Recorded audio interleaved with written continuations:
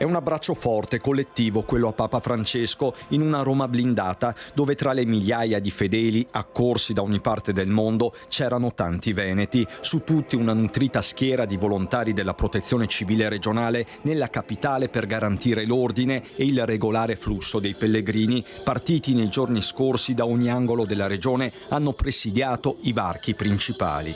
Al Veneto è stato dato praticamente la piazza del San Pietro, la via della Conciliazione e la parte finale di via della Conciliazione, quindi siamo abbastanza uniti nella zona qua centrale di piazza San Pietro.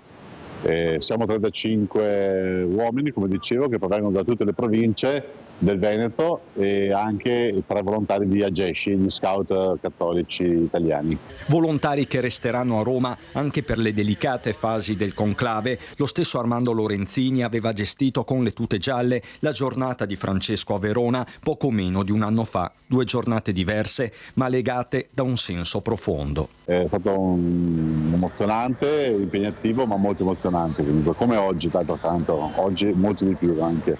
Nel giorno dell'addio tanti giovani, circa 8.000, forse di più solo dal Veneto, complice la concomitanza con il giubileo degli adolescenti, evento confermato nonostante tutto. Papa Francesco non avrebbe mai rinunciato alla loro presenza. 3.000 i teenager dalla Marca, tutti dalla terza media alla terza superiore. Abbiamo pregato per Papa Francesco in tante chiese, ognuna aveva il suo sacerdote di riferimento, siamo stati con lui nella preghiera. Ha sempre spezzato una lancia per dare coraggio, forza, speranza a questi ragazzi in questo tempo non facile per loro. Il gruppo di Piove di Sacco è riuscito anche a raggiungere San Pietro, una notte all'addiaccio ma che resterà per sempre. Abbiamo condiviso questa prima parte della notte insieme a dei senza tetto che abitualmente dormono in quello spazio, ma è stata una convivenza alquanto pacifica. Poi abbiamo deciso di spostarci più per combattere il freddo, abbiamo trovato un locale che ci ospitasse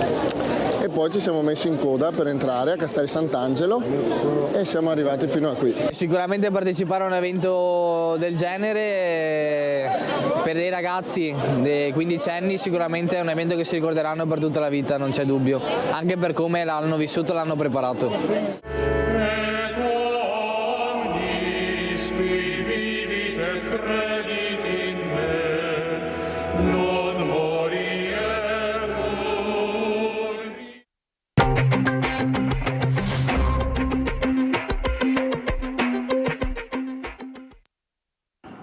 Resterà un'esperienza unica nel cuore di migliaia di giovani, un giubileo che mai avrebbero pensato di vivere così, segnato dalla morte di Papa Francesco. Oltre 2200 gli adolescenti padovani che hanno vissuto la storia partecipando anche alle esequie del Pontefice in piazza San Pietro e poi attraversando la Porta Santa della chiesa di San Paolo fuori le mura a Roma. Sono penso i 2 aspetti della nostra speranza. Ecco, c'è un aspetto che viviamo noi a volte nella fatica e nella difficoltà e la speranza forse a volte è anche nella fatica e nella difficoltà, nell'esperienza della morte con cui abbiamo accompagnato i funerali di Papa Francesco e anche avere lo sguardo volto alla risurrezione del Signore e sapere che c'è un amore che vince il peccato, una vita che vince la morte. Ai 12.000 giovani arrivati dal Triveneto per unirsi a tutti quelli giunti dal resto d'Italia si è rivolto il segretario di Stato Vaticano, il cardinale Pietro Parolin, ieri mattina nella messa solenne a San Pietro, un'omelia nel segno della speranza come avrebbe voluto Papa Francesco, speranza che arriva dopo la fatica di un cammino e dopo la morte come nel ricordo del Pontefice. La sensazione proprio della universalità della Chiesa, non soltanto per l'estensione ma anche perché è mandata a servire tutto della persona e del mondo, non soltanto se stessa oppure i cristiani, i credenti, ma ad essere serva di umanità nei confronti di tutti quelli che incontra e che noi invitiamo i ragazzi a inserirsi in questo flusso di donazione. Credo che sia un modo per arricchire anche il senso che i ragazzi possono dare alla vita. Gli adolescenti padovani hanno poi incontrato il vescovo di Padova Claudio Cipolla che li ha accompagnati a Roma insieme a tantissimi educatori. È entusiasmante vedere come ci siano anche dei ragazzi che comunque restano sensibili alle questioni spirituali erano presenti, attenti, interessati, e mi sembra che sia molto importante stare con loro. Non so, penso che poi prima o poi matureranno delle domande, ma devono sapere che c'è qualcuno a cui poterle porre. E il passaggio della Porta Santa, e io penso che sia da presentare come una scelta che oggi deve essere fatta di ciascuno, di inserirsi nel mondo del Vangelo, nel mondo della fede, che per i ragazzi resta un mondo entusiasmante se lo si viene presentato. Dopo la messa a San Pietro, ieri sera i giovani padovani hanno fatto rientro in città a bordo di 33 pullman.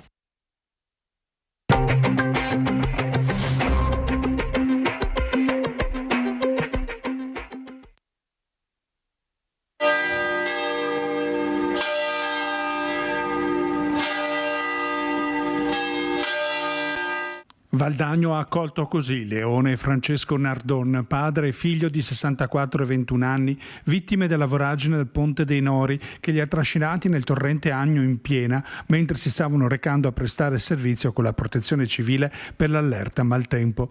Centinaia le persone accorse a testimoniare il loro affetto e la vicinanza assieme alle autorità. La famiglia ha scelto di non far riprendere le immagini della cerimonia all'interno del Duomo di San Clemente, ma la voce di Don Luca Luisotto ha permesso a chi stava nel sagrato di seguire il rito. Leone e Francesco stavano andando a servire, stavano andando a prestare aiuto, diretti verso chi aveva più bisogno.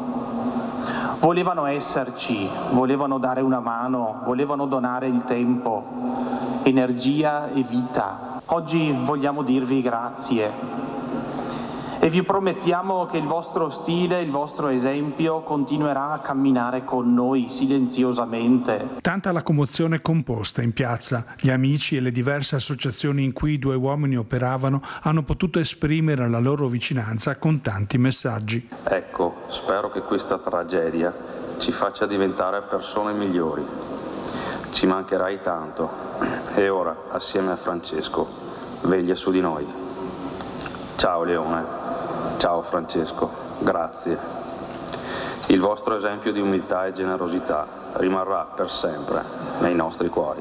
A seguire i feretri, la mamma, la nonna Anna e il nonno Antonio. Struggente il saluto finale di due figlie e sorelle che hanno visto strappati dalla loro famiglia il padre e l'ultimogenito. Da quando non ci siete più, continuiamo a ripeterci che potevamo anche darveli tutti, quegli abbracci che ci chiedevate e da cui noi scappavamo, che potevamo salutarvi ogni volta che andavate via e ci dicevate ciao 4 o 5 volte. Anche se ve l'abbiamo detto troppe poche volte e ora forse è troppo tardi, vi vogliamo bene, Anna e Giulia.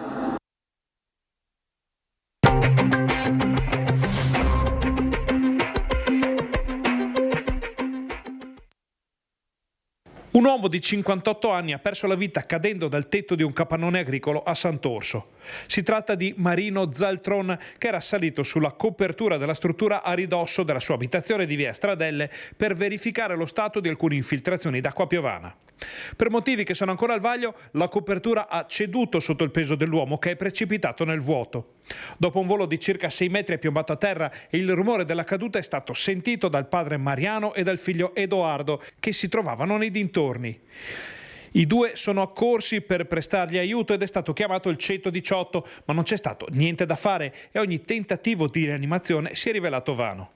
In via Stradelle sono arrivati anche i vigili del fuoco del vicino distaccamento e i carabinieri per le verifiche di rito, anche se ormai la dinamica è piuttosto chiara. La notizia della morte di Zaltron si è subito diffusa in tutta la zona, dove il 58enne era molto conosciuto e stimato. Solo pochi mesi fa aveva festeggiato la pensione, mettendosi poi a disposizione dell'amministrazione comunale per alcune dinamiche legate alla gestione degli scori della campagna vicino al centro abitato. Lo ricorda così il sindaco Giorgio Baù. A nome della comunità esprimiamo sentite condoglianze a tutta la famiglia, al figlio Edoardo. Mi spiace perché era una persona attiva, da poco è andata in pensione, giovane, perché 58 anni è ancora una persona decisamente attiva. e che si era già messa in contatto e a disposizione dell'amministrazione per alcune attività di manutenzione, quindi a tutta la famiglia nuovamente le più sentite condoglianze.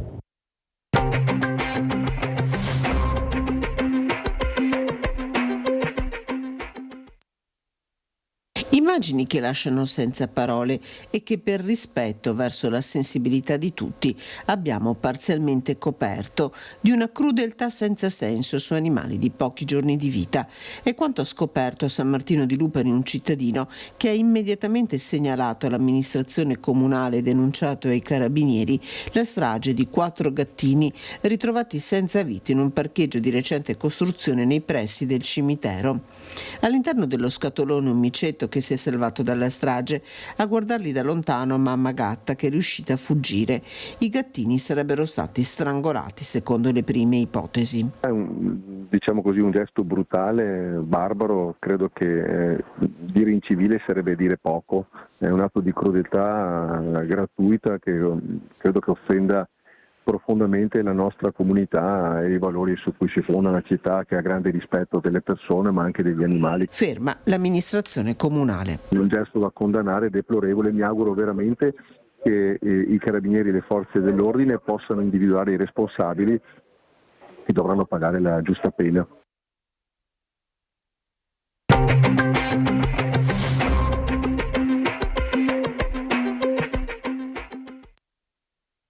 Era stato fermato sull'autobus che da Chioggia porta a Padova ed era stato trovato senza biglietto. L'uomo ha dato in escandescenze e ha cercato di afferrare il volante dell'autista, rischiando di far uscire il mezzo di strada e rischiando quindi una strage. Un 32enne di origini nigeriane è stato denunciato dai carabinieri di Pieve di Sacco per i reati di minaccia a incaricato di pubblico servizio, interruzione di pubblico servizio e attentato alla sicurezza dei trasporti, reati gravi con pene che possono essere severissime. Lo straniero non ha gradito la richiesta di esibire il biglietto e non si è limitato a minacciare l'autista del mezzo, ma ha anche afferrato il volante del bus, provocando un'improvvisa sterzata e obbligando il conducente a fermare la corsa, un comportamento che avrebbe potuto avere conseguenze molto, molto serie. Giunti sul posto, i carabinieri della stazione di Pieve di Sacco hanno identificato l'uomo residente a Padova e lo hanno denunciato.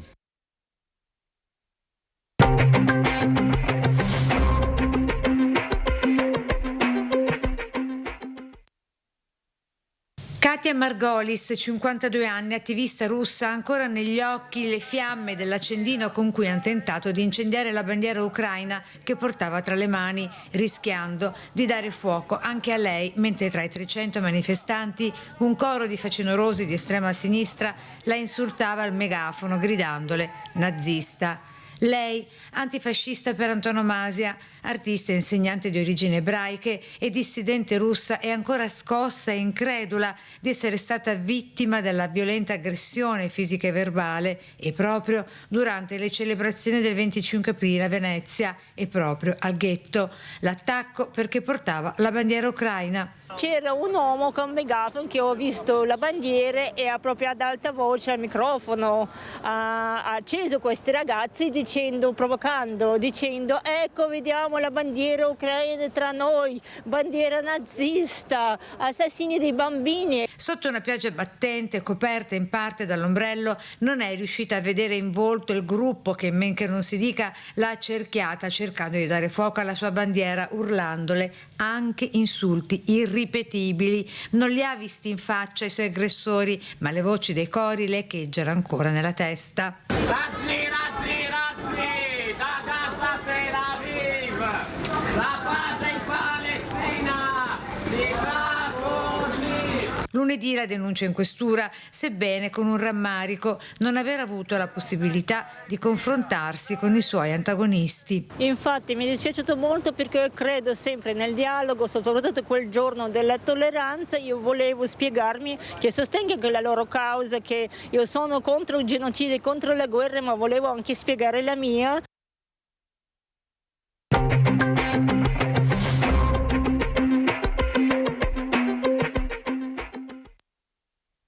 Assolutamente assolutamente inqualificabili. La violenta aggressione all'attivista e artista russa di origine ebraica Katia Margolis, definita atto inqualificabile da parte di squadristi antisemiti. Così il segretario dei Radicali di Venezia, Samuele Vianello. Un'aggressione violenta e squadrista ai danni di una militante che liberamente ha deciso di portare la bandiera ucraina durante il percorso della memoria. E poi gli insulti assolutamente antisemiti e inaccettabili nei confronti del capo della comunità ebraica Kalimani.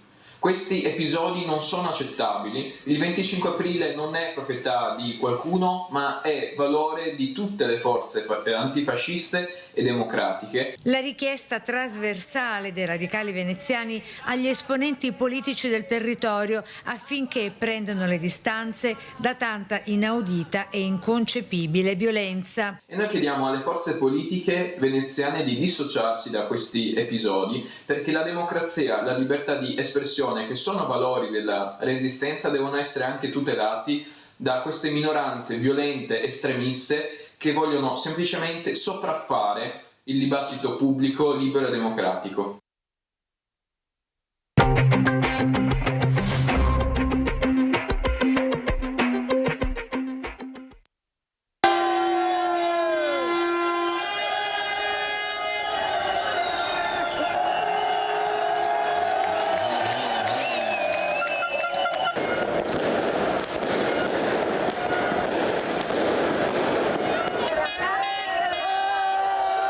Una festa attesa 6 anni, una festa che arriva dopo 2 finali di play-off di Serie C perse, una festa biancoscudata per tutta la città.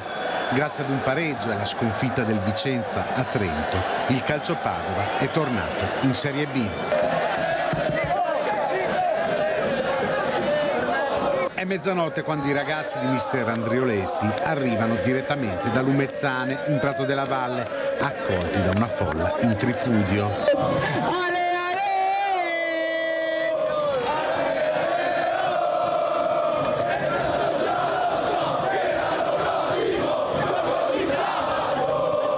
Sulla terrazza del Foro Boario sono i calciatori stessi a intonare i cori, seguiti da una piazza piena di gioia per una promozione attesa da troppi anni.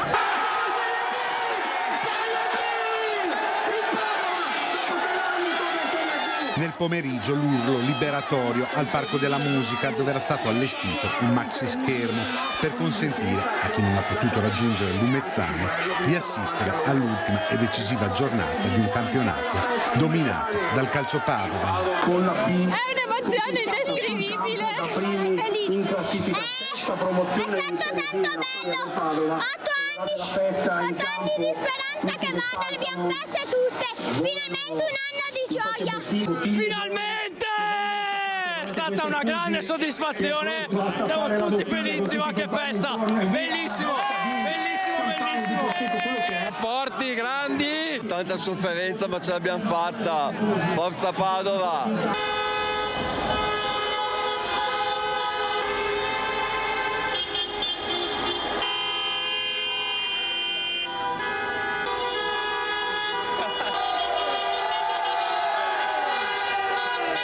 I caroselli, i cori e i fumogeni si spostano in Prato della Valle, dove restano tutta la notte.